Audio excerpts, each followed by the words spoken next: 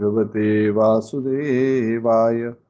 ओम नमो भगवते वासुदेवाय। ओम नमो भगवते वासुदेवाय। नारायणं नमस्कृत्य नरं चैव नरोत्तमं देवीं सरस्वतीं व्यासं ततो जयमुदीरयेत्।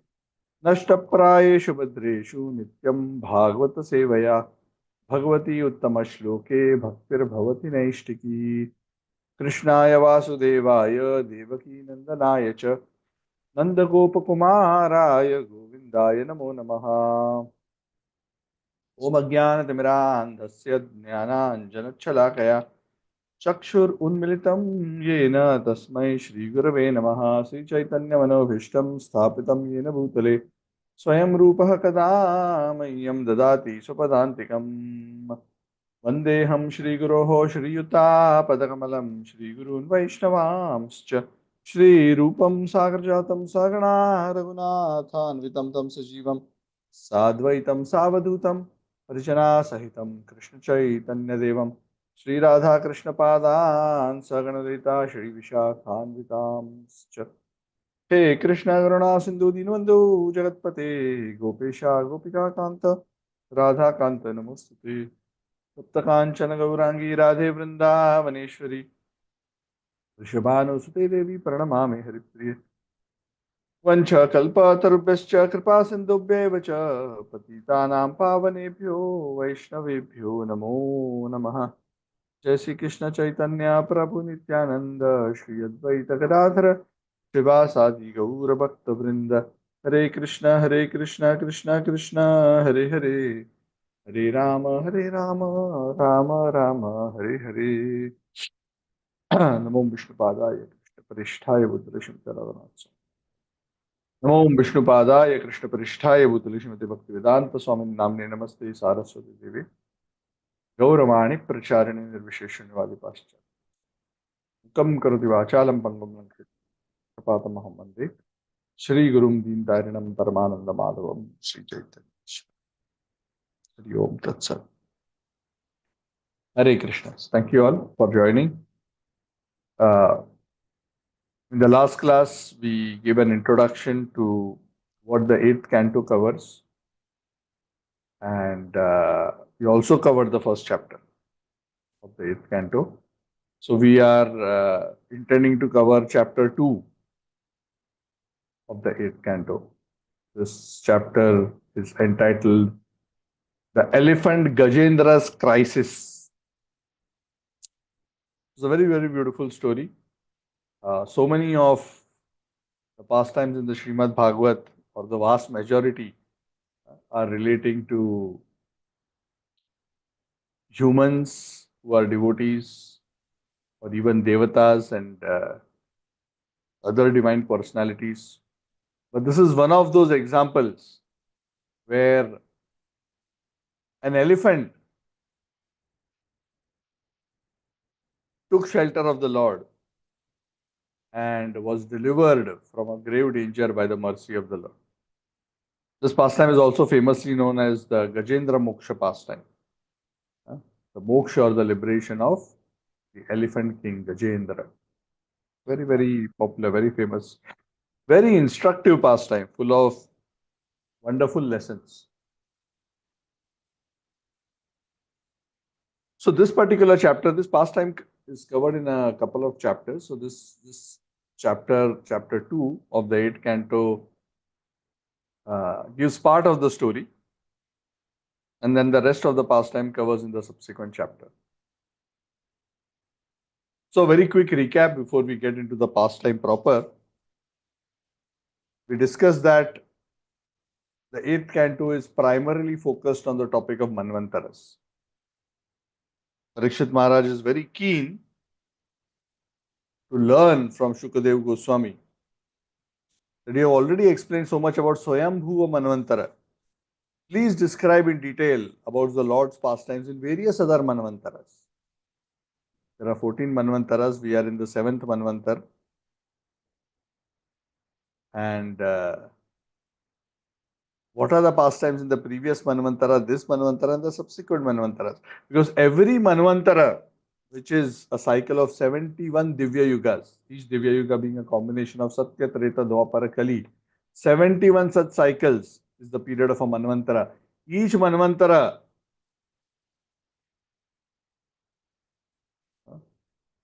has various personalities like a set of devatas headed by Indra, the Sapta Rishis, the Manu Putras, the Manvantara avatars.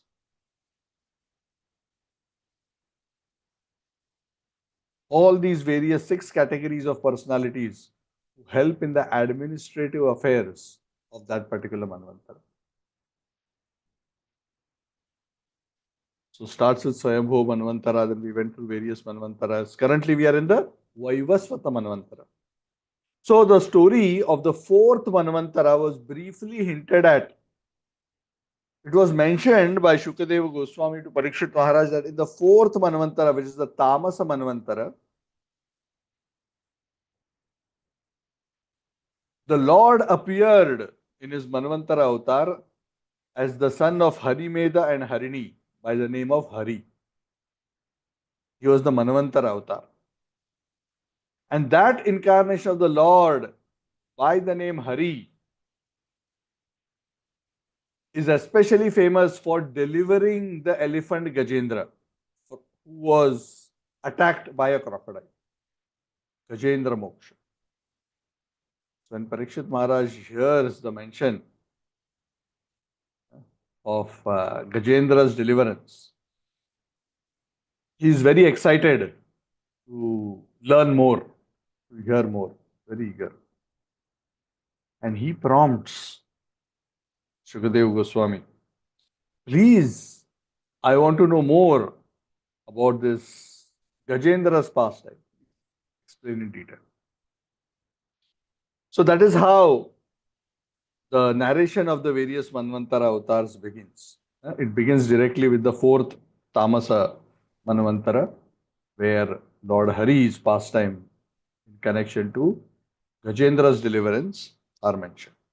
And of course, subsequently across the eighth canto, there are pastimes of the churning of the milk ocean.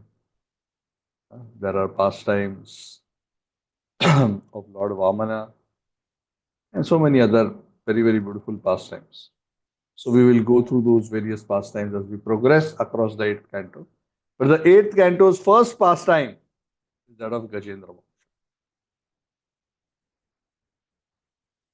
So this particular canto begins, this particular chapter begins in an interesting way. The first 20 over verses of this particular chapter, very interesting, is just the description of the setting, of the location and the characters where this particular pastime happens.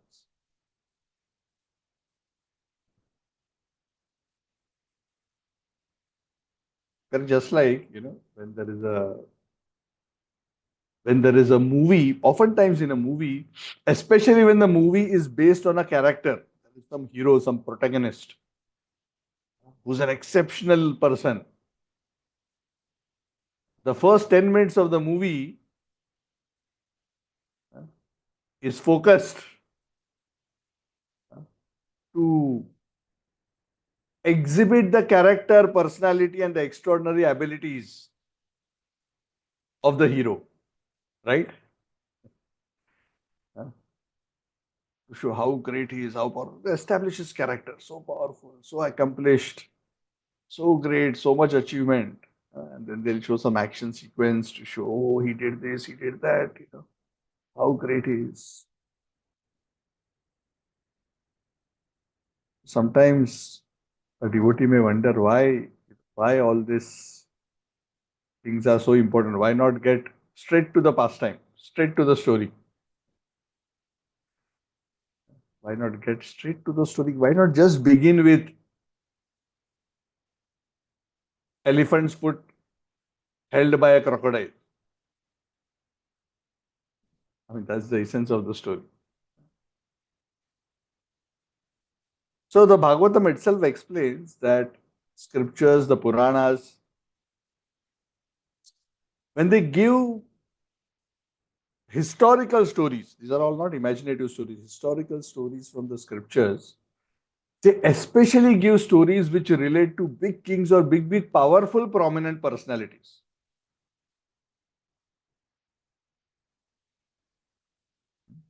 Why? For the very simple reason that people like to hear about stories of big, extraordinary, successful, opulent, powerful people.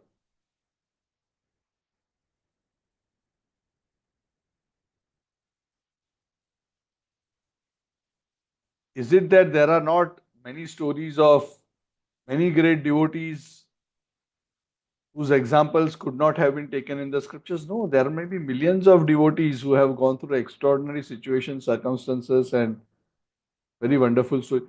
But let's say I have an extraordinary experience, for example. I'm very ordinary, but let's say I had some very extraordinary experience. Not many people are going to be excited that Kamlesh from Suhasana Loft Condominium, we want to hear his story. Even though technically maybe the spiritual lessons in that story may be qualitatively very similar. So stories of great personalities attract attention.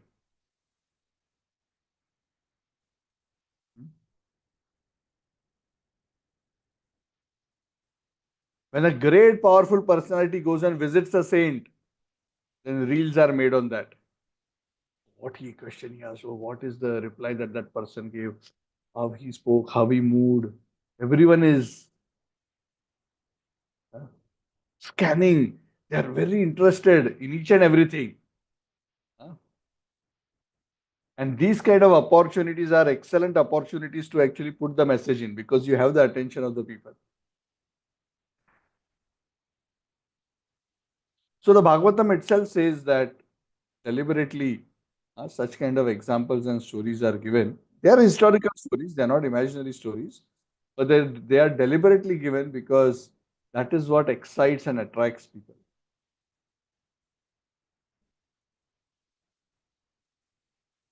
So considerable time is spent in establishing the character of Gajendra. And establishing Gajendra's position, there is an elaborate description of the place and the personality and opulence of Gajendra. So we are going to spend some time. Bhagavatam has spent, 20 plus verses describing this. So let us also create that atmosphere by understanding what is this setting. So this particular pastime didn't happen on earth. Gajendra Moksha. Even though it's an elephant, it is not an earth elephant. Or rather, it is not our earth. Still in Bhumandal, but it is not on our earth. So the pastime begins by saying, where Shukadev Goswami is explaining this to Parikshit Maharaj, there is a very, very large mountain which is known as Trikuta. Trikuta means a mountain which has three peaks, which is 80,000 miles high, 10,000 yojanas. So these kind of mountains don't exist on our earth. Our earth, Mount Everest, which is considered the highest peak, I don't know by heart how many kilometers, it's perhaps not more than one yojana in height. But you can quickly check. But on earth, the mountains, on our earth, mountains are not so big. But Bhumandal is so huge and vast. We have been discussing. So 8 kilometers, correct. So I'm not off. 8.8 kilometers. It is almost a mile, just above a mile, just 1 mile only. One yojana. 10,000 yojanas height, Trikuta mountain. So the Bhumandal has many, many mountains, headed by Mount Sumeru, which is in the center of Ilavarta Varsha. We discussed all this when we discussed the fifth canto. And there are so many concentric oceans and islands, so many dvipas in Bhumandal. And one of the oceans which separates two dvipas is the ocean of milk. So it is said this Trikuta mountain is base is almost like an island in the middle of the milk ocean. Mind you, this milk ocean is not the milk ocean on Shweta Dvipa. Not referring to Shweta Dvipa ocean. Shweta Dvipa is a Vaikuntha planet. This is referring to the milk ocean, which is between Lakshadweep and Karamshadweep, something like that. In between two Dvipas on Bhuman. 10,000 yojanas, 80,000 miles high. Beautifully surrounded by a milk ocean. Very beautiful. 80,000 miles high, 80,000 wide, 80,000 breadth, length, breadth, height, all 80,000, 80,000, 80,000 miles. Very beautiful. One peak of iron, one peak of gold, one peak of silver. So beautiful. The mountain also has other smaller peaks. Some of these peaks are full of jewels and minerals, full of natural beauty, beautiful waterfalls, beautiful kinds of trees full of the most aromatic, exotic flowers. It is said as the waves of milk crash onto the sands on the banks of that island of the Trikuta mountain. The action of that milk on that sand, it is said it produces emeralds in all the directions. Interesting, when the milk ocean goes on the sand on that particular planet, it produces emeralds. So it looks like that whole sandy beach is strewn with emeralds. Just try to imagine what kind of beauty. We don't find this kind of beauty on our planet. That place is so beautiful that that particular island is a famous island retreat for the denizens of heaven. So if you go in peak season, you will find it is full of Vidyadharas, Gandharvas, Kinnaras, Charanas, Apsaras. They go to that mountain and sport. That mountain has many beautiful caves, and it is said the caves of those mountains are full of these devatas who are resting and playing and singing. And they make so much crowd there to have their sporting, the devatas, all these heavenly denizens, that the mountains who are the lions who are the original inhabitants of these caves, they become irritated. Why these people are coming here and disturbing me? My nice peaceful cave. Very, very beautiful. It's an island paradise of heavenly quality. The mountain itself is so beautiful. All kinds of beautiful animals, beautiful trees with flowers and fruits, beautiful water streams. There are verses listing the kinds of plants, the flowers, the kinds of birds, and how they were chirping beautifully. The varieties of animals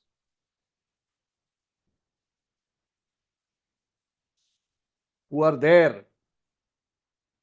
So much natural opulence. So this is what Vedas sees as opulence. Vedas opulence means natural opulence. Vedas opulence means gold, silver, milk, gems, rubies, lots of fresh plants and fruits and flowers and fresh water, animals and birds, wonderful weather. This is opulence. This is opulence. Devatas, these very beautiful water streams, they would sport and bathe, and it is said the fragrance of the bodies of the devatas, when they would bathe in these waters, would make the waterfalls fragrant. And the breeze which would carry this aroma would be like a perfume all over the island. So it is said in the valley of this Trikuta mountain, there was a garden known as Ritumat. Very beautiful garden. Huh? And this particular garden belonged to the Devata Varuna, the Lord of the ocean, Varuna. And amongst that whole area, this Ritumat garden was especially the place for the Devatas to sport. Full of beautiful fruit trees. Huh? Fruits and flowers of almost all seasons would be there. The Mandaras, the Parijata, the Patala, Ashoka, Champaka, Piyala, Panasa, mangoes, Amratakas, Kramuka, coconut, date, pomegranate. So many trees names are there. So many. There are another 20 tree names which are given. In that Ritumat garden, there was a beautiful lake, which was like the central attraction point in that tourist destination. And that lake was so beautiful. It was so huge, very, very large lake, full of shining golden lotuses. Various kinds of flowers, Kumuda, Kalhara, Utpala, Shatapatra.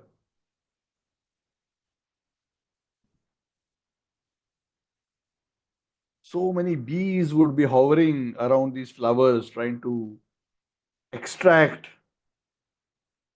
nectar from these flowers. So that place, the Ritumat garden, especially that particular lake, was, the top of the top picnic spots, which was so beautiful. Right? When people go to an island destination, the, the most sought after place in an island destination is that place where one can enjoy in the water the most. So this particular lake in the Ritumat Gardens was that kind. Perhaps bathing in the ocean of milk wasn't their best idea of sporting in water. So this particular lake was a crystal clear water lake in the middle of the valley of the mountain. So there's a milk ocean, there's an island of the mountains, surrounded by the mountains. In the valley between the mountain peaks, there is this Ritumat garden. In that garden, there is this beautiful lake, huge lake. So this is the setting. This is the place. Just imagine, this is the first scene of the movie. What is the first scene? Phew. Ocean of milk, beautiful, huge island,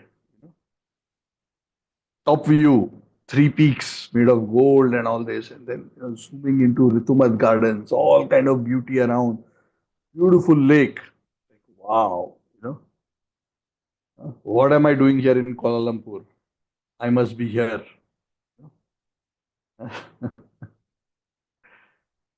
This is the place to be. Right? And I become a billionaire and I retire, then I want to go to this destination and lie down on the bank of this lake in the Ritumat Garden. Well, that's how tourist destinations are advertised. Ah, this is heaven.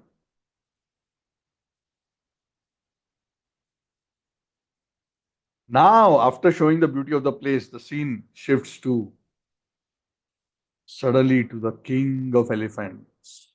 So that particular forest was full of so many kinds of animals, including lions.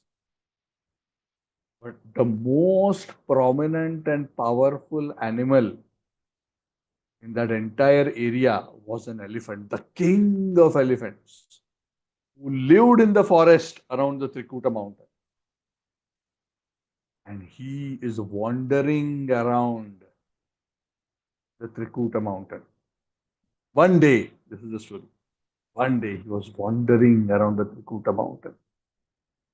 And when a big hero comes, he's not wandering around alone, right? The first scene, not wandering around alone. He's walking in his own swag, this very powerful elephant. Very beautiful, very aristocratic, so powerful. He's surrounded by many, many beautiful ladies, his spouses. Uh, Of course, in the animal kingdom, there's no formal marriage. So we can even say his girlfriends, spouses, whatever you want to call. Surrounded by so many small elephants and so many of his subjects, the other elephants following. And as he is walking, when elephants walk through a forest, that itself is quite devastating for the forest. It is said his walking, graceful walking, it was crushing the plants and the creepers and the trees. But without even bothering for the piercing of the thorns, this Gajendra continued to stroll as if intoxicated, not intoxicated by liquor, but intoxicated with the pride of success and power. Walk, strolling, accompanied by his many girlfriends, walking towards this lake. Other animals who were in the forest, as they saw Gajendra walking through the forest, even the tigers and the other ferocious animals, the lions, the rhinos, the snakes, they started giving way because he was so huge and powerful. The animals will stand aside almost as if they are offering him respects. The big boss has come. Please, please, you. Priority to you to walk. We are standing on the side. We don't want to come in your way, lest we be crushed.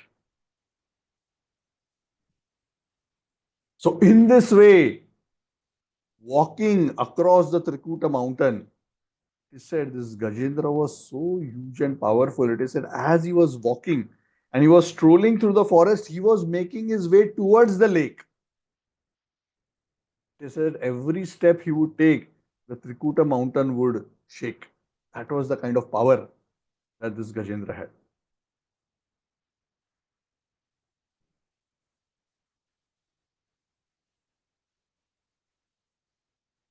So intoxicated in that way, it is said his eyes were rolling as if he is very intoxicated with the liquor.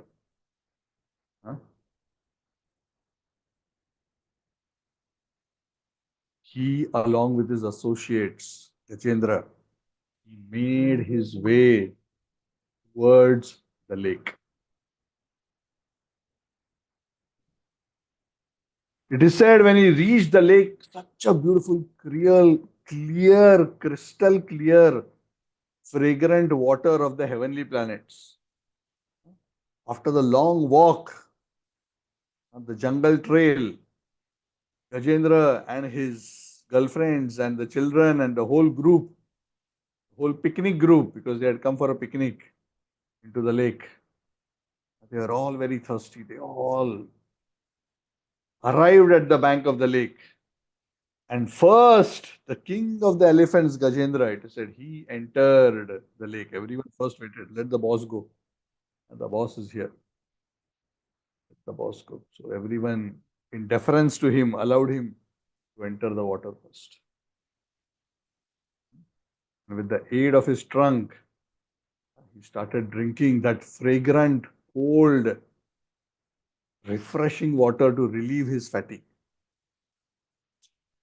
Gajendra drank that water to his heart's content. And as he was enjoying like that, his other family members also, they started coming in to the lake to enjoy that water. The Bhagavatam says, just like a human being who lacks spiritual knowledge and is too attached to his family members, this elephant Gajendra, being illusioned by the Maya energy of the Lord, was so intoxicated in the enjoyment of his enjoyment with his family in that heavenly destination. He was playing in that water by taking water from that lake and spraying it over his various girlfriends and his children and having a good time. So just imagine this scene. This scene is like the quintessence of material success. Very powerful, very opulent. When somebody wants to show the most happy person in this world, you know what is the scene they will show? A billionaire who's on an island or a yacht in the water, surrounded by many beautiful ladies and sporting together in the water, uh, surrounded by food and wine.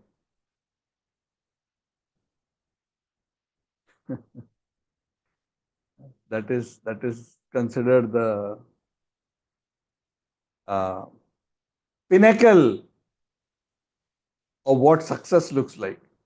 Means one has achieved, one has beauty, one has strength, one has fame, one is so attractive to the opposite sex, one has so much money and power and control that it attracts so many members of the opposite sex to come and surround them, to be at their beck and call, and to be able to enjoy and relax in such an environment, and to enjoy sense gratification to one's heart's content. Eat, sleep, be merry, sing, dance, be merry, in the association of beautiful ladies. So this is the scene that is being painted for the first 75% of this chapter.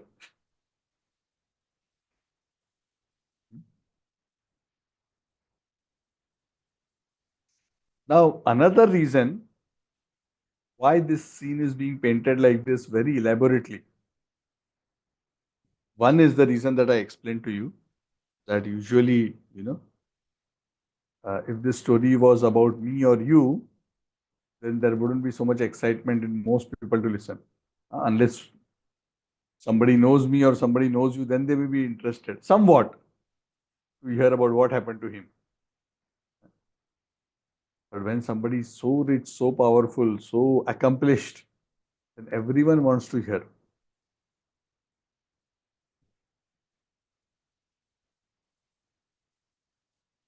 So one is that reason. The other reason is, as the story, this pastime is about to unfold, one will realize why this elaborate description is given. This elaborate painting of a picture perfect, successful life in the next few moments is going to turn into a horror story. It's going to turn into a horror story. And that is the contrast that the Bhagavatam wants to bring about. People are also very excited of rags to riches stories or riches to rags stories, where a person from the height of success collapses to the depths of despair. Wow, this happened to him overnight. Everybody becomes very interested in the story. And then even more interesting, when such a big thing happened, how did that person deal with that situation in an exceptional way? That becomes another interesting episode. And that is the nature of this particular story. And especially because it is connected with the Lord and devotional service, that is why this story is in the Bhagavad. Because it is very instructive in the science of devotional service. Because for Gajendra now, suddenly something is going to change. Like the scriptures say, Padam padam yad vipadam natesham. This material world is actually full of dangers. Any moment, one's life can go totally topsy turvy. One may think, oh, Prabhu, I am doing so well, everything is fine, great job, great salary, great bonus, nice family, good children, good friends, healthy bank balance. Of course, this also for some person to get is also very rare, but if somebody manages to achieve all of these things together simultaneously, then also in a moment, one thing can happen which can totally turn that person's life topsy turvy. That is the nature of the material world. Padam padam yad vipadam. In one moment. In fact, even one thing going wrong in a major way in the life of a person who's 99% successful in most of the areas of his life, even that 1% can be so drastic, can be so devastating that the rest of the 99% seems meaningless and useless. Because that 1%, that one thing going wrong can be such a big thing that all other things seem valueless. And that is the nature of material existence.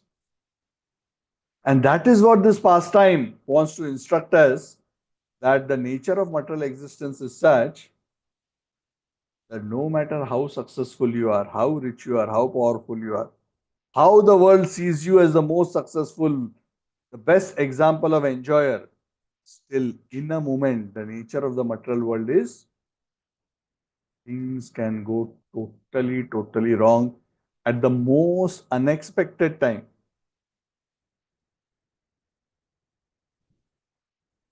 You're in a picnic and he's enjoying the most, surrounded by all his family members. Something extraordinary is about to happen. And what is that extraordinary thing? The Bhagavatam explains. It says, when the elephant entered the water, huge elephant, and he started playing around, he started agitating the water of the lake. So, such a huge elephant, the king of the elephants. It is said in that lake, there were many crocodiles. And one of the very large crocodile, almost like the king of crocodiles, a very, very powerful crocodile, was so agitated by this whole herd of elephants coming, huh, and creating a ruckus, jumping around in the water, sporting in the water, agitating the whole area. Huh. Correct? Right? Let's say, we are sitting down in a park very peacefully, and suddenly one big noisy group comes and starts doing all kinds of noisy activities around us. It's so irritating. Huh? We think, oh, this is my usual quiet place where I come here for peace, and who's this group who's coming and disturbing my peace? So this crocodile was very irritated. He was very angry. He was so angry that the crocodile attacked Gajendra.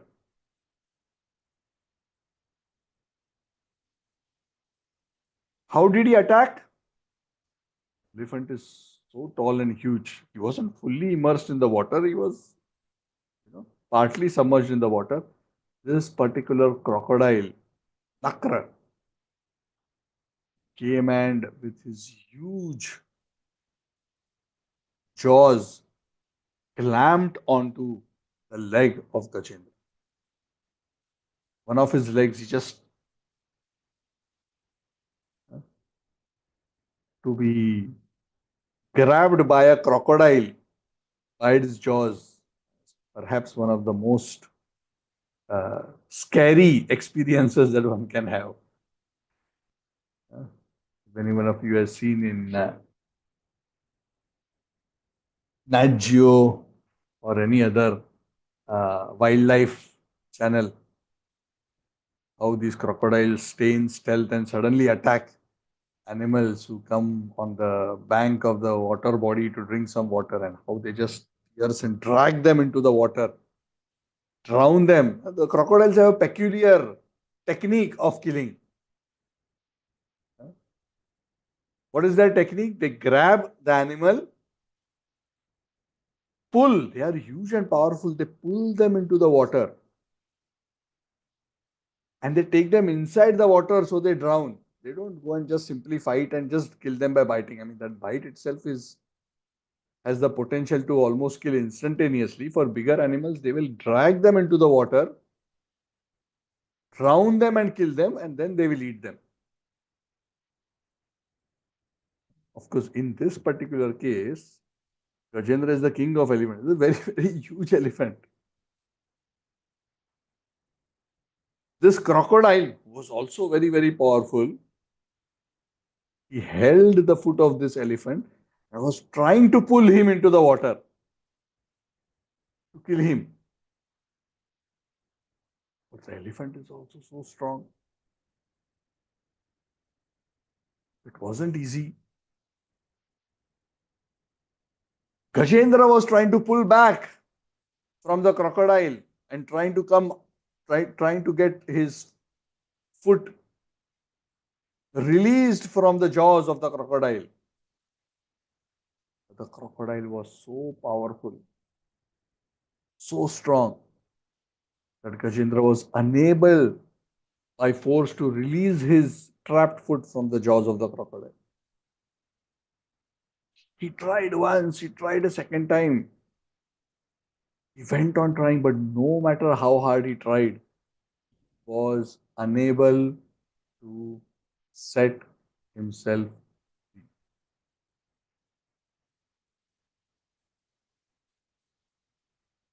तम तत्र कश्चिन नृपदैव चोदितो ग्राहो बलियाम चरणे ऋषग्रहित यदृच्छ वै यदृच्छया इवम व्यसनम गतो गजो यथा बलम सो अतिबलो विचक्रमे.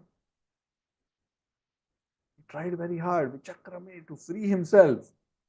He was unable. So this is how destiny strikes. Correct? Least expected time. He was thinking, this is, the peak of my enjoyment of my life, the peak of my success, where my entire opulence and my entire enjoyment is here now in front of me, and I'm going to have the time of my life. Here comes providence in the form of crocodile, grabs him by the foot. He tries. Initially, Gajendra thinks, I am such a huge, with all the animals, they run away in fear of me. But actually, Gajendra was wrong. He was wrong for two reasons. Initially, he thought he can easily free himself, but he didn't realize it was not just a matter of strength. Crocodile was also powerful. Normally, he could have managed to free himself from the crocodile, but in this case, he was in the water.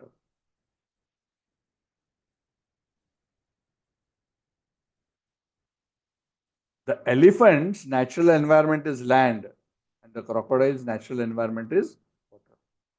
Whatever is one's natural environment, automatically one is powerful there. Correct? Yeah. If we enter the water and we try to fight another animal in the water, are we better able to fight in the water or on land? Obviously on land. Because we are not beings of the water. So Gajendra thought he can free himself, but he was not able to. So he tried. After some time, he started to realize, oh, this is not working. Huh? Other elephants, when they realized what was happening, they came to the aid of Gajendra. They held Gajendra from behind with their trunks and tried to pull him out. Even with the other elephants grasping Gajendra from behind, still the crocodile was slowly pulling Gajendra deeper and deeper into the lake. This was happening. The wives of and the children of Gajendra all surrounding him. They are all watching. All these big other male elephants are coming to help. The wives are helplessly watching from distance. So what can I do? Children are so scared, the wives, girlfriends, they are all so scared, they are crying. Oh, my husband, oh, my father, what is happening? He's slowly getting dragged, slowly but surely, deeper and deeper and deeper into the water. They started crying.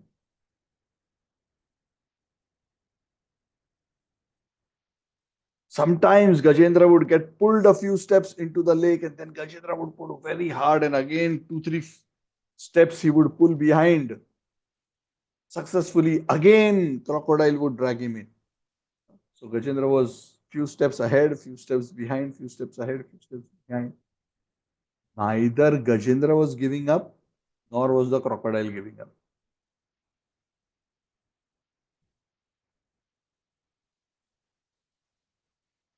It is said this fight continued for 1000 years.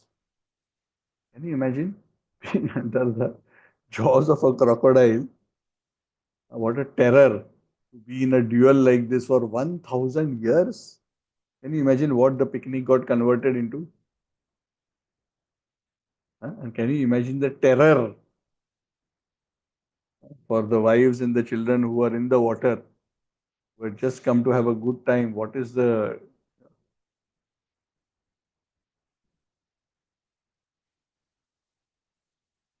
And this duel was so amazing because they were powerful heavenly beings. The crocodile was also not an earth crocodile, nor was the elephant an earth elephant. They are very, very powerful heavenly beings.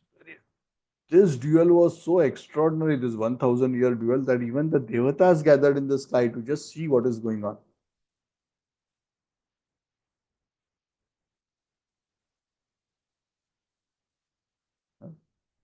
Neither side was winning for 1000 years.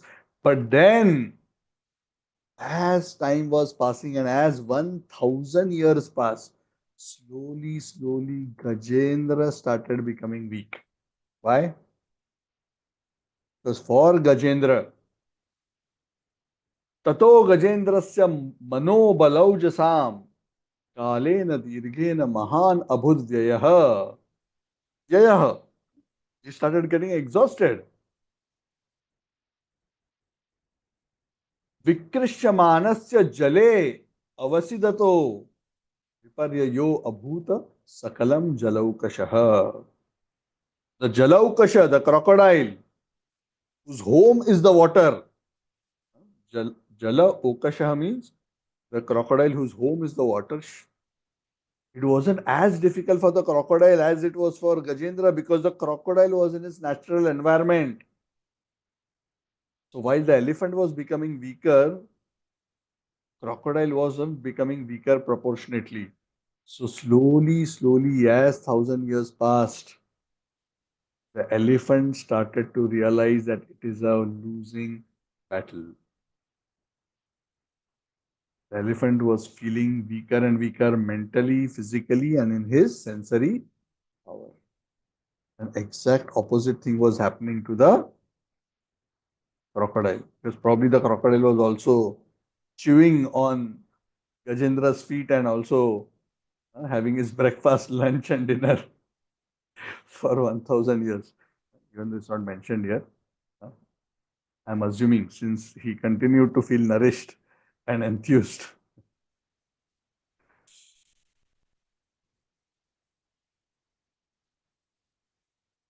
So Prabhupada makes a very, very interesting purport. This purport is very, very beautiful. You should read this very carefully. This is verse number 30. 8 to 30. Please read this. 8 Canto, second chapter, verse number 30. ततो गजेन्द्रस्य मनोबलौजसं कालेन दीर्घेन महानभूतव्यय विकृष्यमानस्य जले अवसिदतो विपर्ययो अभूत सकलम जलौकशः. So Prabhupada makes a very interesting comment. He's comparing this situation between the elephant and the crocodiles fighting in the water, and the elephants becoming weak because of an unnatural environment, and the crocodiles becoming stronger in his natural environment. And he draws a very beautiful spiritual lesson. So Prabhupada says we can learn a beautiful lesson that in our fight with Maya, Are we fighting with Maya? Anybody here is fighting with Maya? Nobody is fighting. Oh, Amit Shetty is fighting. Okay, good. So myself and Amit Shetty are on one side. So we can relate ourselves to Gajendra. All others are, oh, okay, Suraj also joined the club. Oh, Tarun also joined. Okay. Slowly others are joining. Okay, never mind. All of you are here in this class because you are fighting Maya. Otherwise, you wouldn't be here. So whether you answer or not, you are in that category. So in the fight with Maya, who's fighting Maya? Any sadhaka is fighting Maya. Because what is spiritual life? Prabhupada says very clearly. Spiritual life is like declaring war against Maya. Because essentially the jiva, the sadhaka is saying, I am going to overcome the influence of Maya and achieve spiritual realization. So becoming a sadhaka, becoming a devotee, practicing spiritual life is like declaring war against Maya. So Prabhupada calls all sadhakas, all devotees like us as soldiers who are fighting Maya. So he says, in our Krishna consciousness movement, whoever is practicing, that we have declared war on the illusory energy Maya. 99.999% of the living entities are sleeping in the lap of Maya. They're not even realizing that they are trapped. The few of us who somehow got that understanding, I'm trapped, I'm suffering. Huh? We are now making an effort to escape the prison by trying to overcome the illusory energy. That is the fight. And to win this fight against Maya, Prabhupada says very important for the sadhakas to be very strong. Strong physically, mentally, emotionally, spiritually, all kinds. Health in all ways is very, very important. Because it's a long struggle, 1,000 years, Gajendra. It's a long struggle. Is it that, Prabhu, uh, now from 8 in the evening until tomorrow morning, I will win the fight against Maya, then I have to get up and go to office. By that time, I hope, no, I will win, no, by that time. Is it like that? Is it a crash course, weekend course, 2 week certificate course?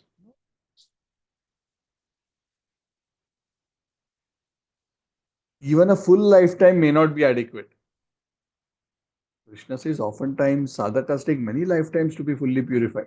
Of course, by Lord Chaitanya's mercy and Prabhupada's mercy, we are hoping that in this one lifetime we can achieve perfection. But still, it is one full lifetime. It is not a day or a week or a month or a year or even a decade. So we need to maintain our strength, spiritual strength. We need to maintain our enthusiasm, our energy, our determination, our resolve to keep fighting Maya. And to be able to do so, to remain fit to do so, devotees must place themselves in a normal condition of life. Prabhupada uses that word. Which means if you're an animal of the water, you must be in water. If you're an animal on the land, you must be on the land. Of course, you will say, Prabhu, what are you saying? We are not animal. Yeah, so Prabhupada is giving this example to help us understand what is normal condition for each of us is different.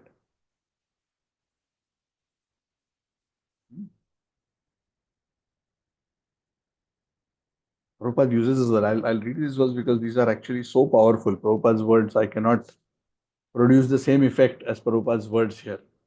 What constitutes a normal condition, I'm quoting Prabhupada's words, will not be the same for everyone. And therefore, there are divisions of Varnashrama. Brahmana, Kshatriya, Vaishya, Shudra, Brahmachari, Grihastha, Vanaprastha, Sannyas.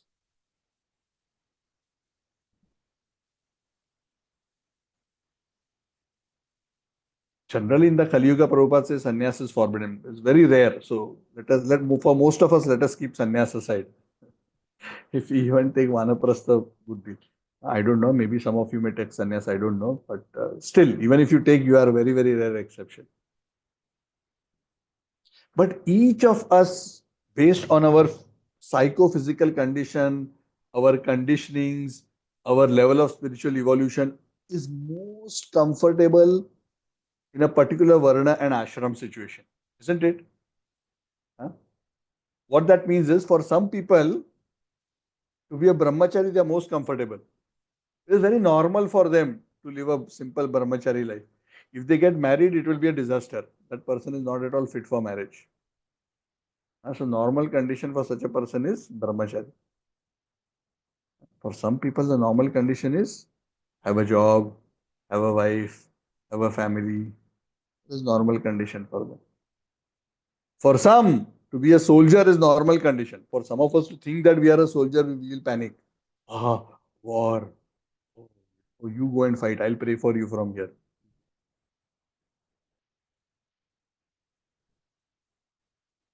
But for a warrior, if he is at home with wife and children, "Arey, instead of all this kitch kitch of my wife and children, better I'm in the battlefield in the front. That is so enjoyable. Who will deal with all this kitch kitch at home? Buy sabji, take care of children. Uh, that is not for me. So for each person, I'm just giving a general idea. Each person is most comfortable based on his guna, karma, to be engaged in a particular, to be in a particular setting and to get engaged in particular kind of activities. And if one is aligned with one's qualities and situated in one's dharma, then one is most happy. That is what is normal for that person.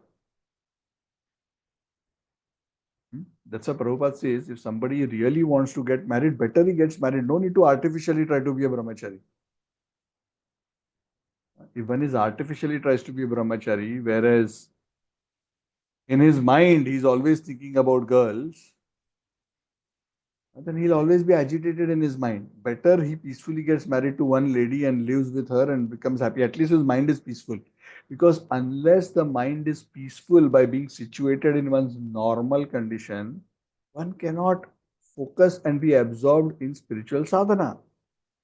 To be able to practice spiritual life peacefully, one needs to be in his own normal. Gajendra's normal was the land, crocodile's normal was water. That's why Gajendra was weak, because he was not in his normal condition, and that is why he was losing. Huh? The Prabhupada quotes the Bhagavatam. He says, one should not think, oh, I'm a grahastha, what can I do? If your natural situation is to be a grahastha, that's perfectly okay. One should not give up the fight against Maya. Quotes Lord Chaitanya's instructions. Thane stitam shrutigatam tanuvang manobhi. This is a verse from the Bhagavatam, but Lord Chaitanya gives these instructions to his Grahastha followers. Sthane sthita, whatever position you are situated in a family, in a profession, you don't have to change. You don't have to give up family, you don't have to change your profession, you don't have to come and stay in the temple. Sthane sthita shrutigatam tanuvang manopi. Engage in devotional service, spiritualize your activity and do your sadhana. Make all your activities an offering to the Lord. See how you can Krishnaize your life in your current situation. Of course, we are assuming that the current situation is not sinful. Doesn't matter what profession one is, as long as it is not sinful, it is a dharmic profession. Doesn't matter whether one is a Brahmana, Kshatriya, Vaishya or Shudra. Doesn't matter whether one is a Brahmachari, Grahastha, Vanaprastha, Sannyas. Sthane sthitam, Shrutigatam, Tanuvam, Manobhir. Not a must that one has to take sannyas. If one is more peaceful by getting married and staying with a woman and having a family, doing an honest job, earning money, job, business, whatever, then one can do that. But one should not give up the fight against Maya. If an artificially takes sannyas, when one is not purified, one will actually not be in a normal condition and it will become more difficult to fight Maya. For such a person, better to be a grahastha and fight Maya is easier. If one tries to become a sannyasi when one is not actually of the level of a sannyasi, then one will not be able to. So the key point Prabhupada says as a purport to this verse, one should not give up fighting Maya and go away. And that's why Prabhupada would say, even for his brahmachari and sannyasi disciples, if at a particular point you feel this is not your natural environment and that you're becoming weak because you're not in your natural environment and you are unable to fight with Maya, then you change your situation to a peaceful situation. You want to get married, you get married. But do not give up your fight against Maya. What that means is do not give up spiritual life. Do not become again entrenched in illusion. Continue to practice your spiritual life. Continue to spiritualize your normal. So spiritual life is not about changing one's normal, but spiritualizing one's normal.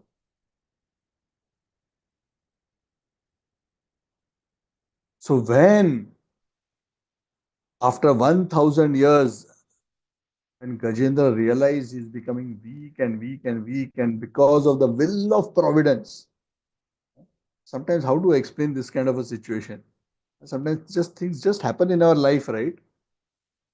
No explanation, no logic. You are in a situation, what are the chances that something like this will happen? And just things happen. And such a big mess is created in our life. And helplessly entrapped. In spite of the best efforts, one cannot come out. So after 1000 years, Gajendra was thinking, I am trapped. I am doomed. I am not. He started realizing I am not going to be able to come out of this situation. He started realizing my subjects are unable to help me. My wives and children are unable to help me. Nobody is able to help me. I am now becoming weaker and weaker and weaker. And as his fear of death, impending death, started increasing in his heart, he started really contemplating and contemplating and contemplating. Huh? What to do, what to do, what to do? I'm so helpless. What can I do in this situation? Nobody is able to help me. Huh? So when a person is in great danger, Prabhupada says, if a person is pious, then he will turn towards God. Chaturvida bhajante mam jana sukrituna arjuna arto jigyasu artharthi jnani cha bharatarsham. Four kinds of people approach me. Those who want wealth, those who are in difficulty, those who are inquisitive, and those who are in knowledge. The first two are most common, those who want some benefit and those who are in distress. Artha. In this situation, Gajendra wasn't asking for more wealth. His life was in danger. He wanted to be saved. He's an Artha. If one is not pious, when one is in danger, rather than surrendering to God and remembering God with genuine feelings, one will curse the other person, blame somebody else, play victim, do all kinds of things other than remembering God. So because Gajendra was pious, you may say, Prabhu, what is this pious elephant? How can elephants be pious? So this elephant wasn't an ordinary elephant. The elephant story is mentioned later, but this king of elephants was King Indradyumna in his past life. Was a great devotee. Because of the curse of Durvasa Muni had become the elephant. So that story we'll go into later. But because he is a great devotee from past life, even though he had now become an elephant, when he was cornered into this very, very desperate situation. Just think, it took him 1000 years to even come to take shelter of God. It's not that as soon as the crocodile, at least you all are devotees, if crocodile caught your foot, I am sure 99.99% of you will immediately shout, Krishna, save me. For Gajendra, it took 10,000 years. Sorry, not 10,000, 1,000 years. Because initially he was thinking, crocodile, I am king of elephants. झटक दूंगा मैं. I'll just kick the crocodile away. So he was relying on his own strength. Try. And that's what we do, right? We sometimes think we are such big heroes. Try. Like even Draupadi, right? When she was being disrobed, initially she was thinking, I will hold on to my sari by myself. Krishna was about to come. And then Krishna saw, oh, she is managing. Krishna told Rukmini, no, it's okay. I think she is taking care of it. Let us continue to play our game of Ludo. We're playing Ludo, Chaucer. Until the time, Draupadi put both her hands up. Hey Krishna, hey Govinda. Then he told her, now I have to go. Final call, full and final. Surrender has come. So I have to go. So Gajendra was struggling, was trying, come, you help me. Then he looked all around. He finally realized, मैं तो गया. I am finished.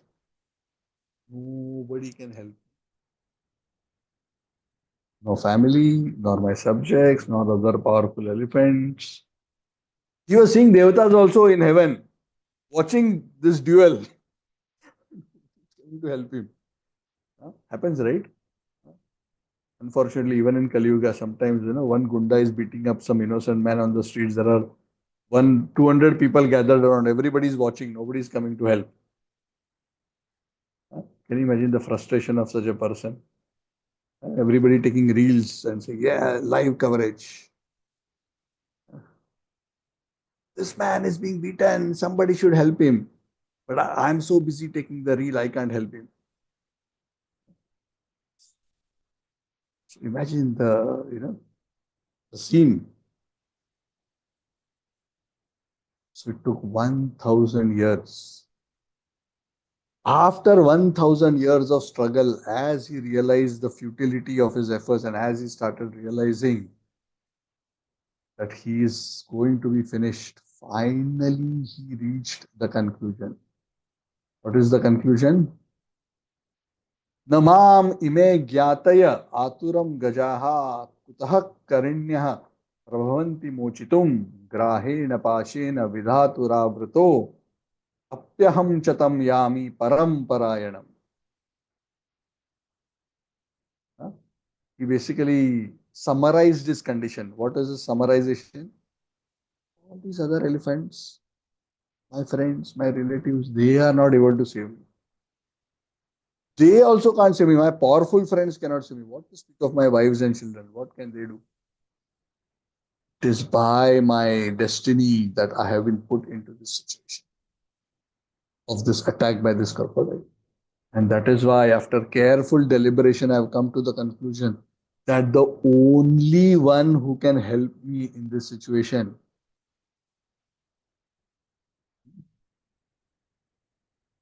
is the Supreme Personality of Godhead. I must take the shelter of the Supreme because He is the shelter of everyone, even of great personalities. Paramparayanam. Aham chatam yami paramparayanam. He is the shelter of even the great people. That is my only hope. I have no other hope. I am finished. I am going to die. Let me take shelter. Krishna Krishna Mahabaho Bhaktanam Bhayankara Tvam Ekadayamana Nama Paragosi. Right? Huh? This is the moment Krishna is waiting for for every devotee. Unfortunately, that moment doesn't come until one is put into severe trauma. Unfortunately, if it comes without that, wonderful. Then we don't have to go through all this severe trauma. Gajendra, it took 1,000 years of intense treatment before he could come to this conclusion. So I hope we all don't make that mistake. When Krishna is putting us into more and more difficult situations in our life, sometimes we are wondering, Krishna, I am doing this, I am doing that, I am praying to you, I am doing this. Instead of making my situation better, you are making it worse. Actually, Krishna is telling, Prabhu, please surrender, Prabhu, Prabhu. And we are fighting the situation. We are fighting. Krishna makes the grip of the jaw of the crocodile tighter and tighter, tighter for sincere devotees, especially on those whom Krishna shows favor. So that's why problems are not always bad.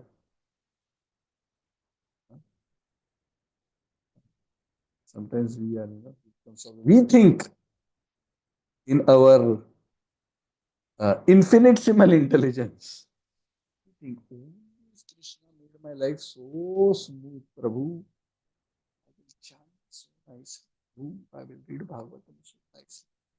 Seva so nicely, Prabhu, that I will definitely go back to God. Why Krishna is giving me problem and distracting me from my spiritual endeavor? Huh?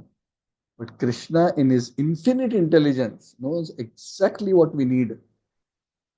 Because Krishna doesn't want blunt blows of the holy name. He wants that one cry from the heart. Because that can break the ignorance of the attachment to the material world. You understand what I'm saying? So for that cry to come from the heart, Krishna has to sometimes put his devotees into such situations. So I'm going to stop here. It's almost 10:15. I'm so sorry. So there are many more lessons, but as the pastime continues, we'll discuss more in the next. So this is the situation. The chapter ends here. The chapter ends at the climax. Now, next episode. Gajendra is finished and he realized now what he should do, and he has not yet started doing what, but he just realized I have to take shelter of the Lord. So this episode ends here. So we continue this beautiful pastime in the next class. Yes. Suraj Prabhu.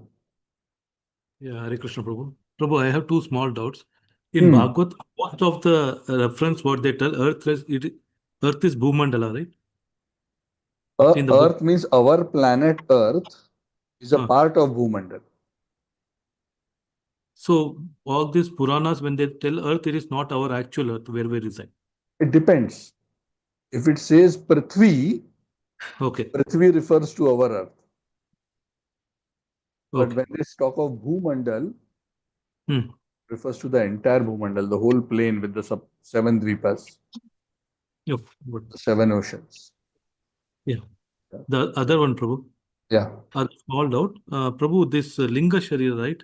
Hmm. Like gross consists of 5 elements and the subtle body consists of 3 elements. What exactly Linga Sharira consists, Prabhu? Um, in essence, it is basically comprised of, it is known as the causal body. In one sense, you can just say it is the subtlest of material elements, which is essentially the false ego. It is the cause. It is the causal body which is You mean the connecting connection? Yeah. Karan Sharira. Yeah, yeah. The Linga Sharira is the Karan Sharira. Okay. It is that which traps the soul to the material realm. So there is a Karan Sharira, there is a Sukshma Sharira, and there is a Sthula Sharira. Like So that. So Linga Sharir is a superset of this Stool Sharir. Linga Sharira is ultimately the place where all the deepest of our impressions are stored Okay. and our misidentification is stored. So that is at the root of our existence. If we can dissolve, ultimately, unless we dissolve the Linga Sharira, we will not become free. Yeah. Gross Got it. Sharira we change from time to time, correct? Yeah. Yeah. After we die, we give the gross Sharira. The Sukshma Sharira generally takes the shape of the gross Sharira based on the body that one takes. Mm. But the Karana Sharira is that actual covering of the soul where all the false identification, the avidya, the impressions and the vasanas, they are all part of the Karan. They are the Karan of the material existence for us. Okay. So unless that causal body is dissolved. Mm. That is what it means to go beyond the Karana ocean. Okay. Karana Ranava. Right? That is the material elements. Then there is the Karana ocean, the causal ocean. Causal ocean is that border between the material and the spiritual. It is the realm which is the interfacing point, which is the Okay. cause of the dualities and the cause of material experience. The ocean where Transcended. Mahavishnu is lying and planets Yes, are getting. Okay. yes, that's the causal ocean. Also, it is described as the Viraja river. The Viraj is the water of the causal ocean. Yeah, yeah, Prabhu. It's clear, Prabhu. Thank you, Prabhu. Hare Krishna. Hari Hari. Yes. Yeah. Tarun Prabhu. Hare Krishna, Prabhuji, Tanvi Pranam. Hari. Prabhuji, I have a question in context of the same Bhumandal and Prithvi. So, when any, just like I understand that this Gajendra thing happened in the Trikut Parvat, so Trikut Parvat is within Bhumandal, right? Yeah. Looks seems to So, be the milk ocean of Bhumandal. so now the question is like any soul who's supposed to be punished in different body other than the human is being sent to Earth. So this can be entire in this Bhumandal, right? Yeah, but other than Earth, most of the Bhumandal, Earth means our Earth, most of the Bhumandal is uh, heaven-like environment. It is A class. We are traveling in third class. Oh, That is first class coupe. You know, so it's the difference between economy class travel versus Qatar Airways first class cabin in the plane. okay. There's a difference. So most of the other dvipas in the Bhumandal are pretty opulent. Of course, the Swargas are even more opulent than Bhumandal. The others are also quite high class. The conditions on Earth, this Earth specifically, are a healthy balance of uh, suffering and pleasure. And this environment on this earth is most suited for rapid spiritual advancement. Most suited. So sometimes you may think, oh, why I'm not on Trikuta mountain? Why I'm here? Why I'm there? So on Trikuta mountain, it took 1,000 years for Gajendra to realize.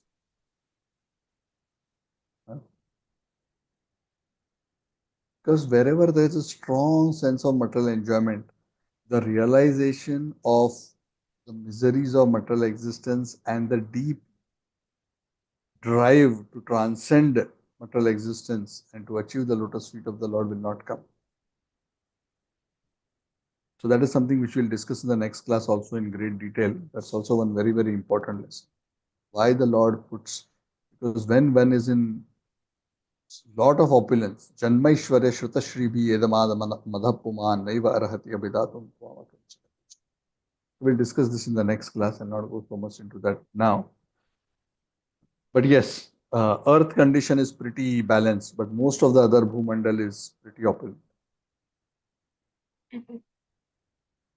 Okay. So thank you very much. Granthara Srimad Bhagavatam ki jai, Srila Prabhupada ki jai, Samved. Thank you all very much. Haribo. Thank you, Thank you, Amin. Prabhu. Hare Krishna. Thank you, Thank Sudhir you, Sundar Prabhuji. Prabhu, Hare Krishna Ravindra Prabhu and Tanvi family. Pranam. Haribo.